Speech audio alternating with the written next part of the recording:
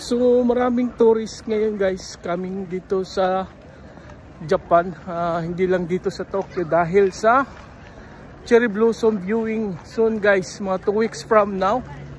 Now is March 9.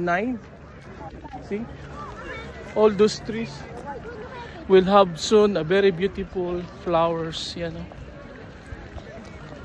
Ang taas nito, ang haba niya, no? Puro dyan, ano, soon yan viewing ng cherry blossom. Ang ganda dito na area na to sa Ueno. Ito isa to sa mga sikat na pang viewing ng mga cherry blossom.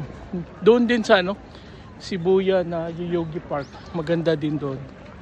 So marami ngayon yung mga tourist na gusto pumunta dito sa Tokyo dahil nitong cherry blossoms guys.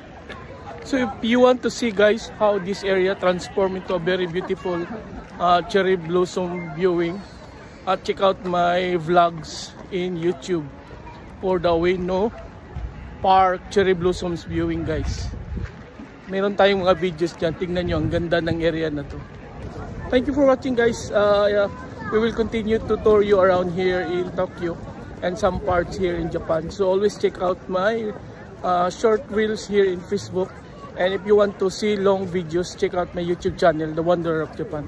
Thank you guys, until next time.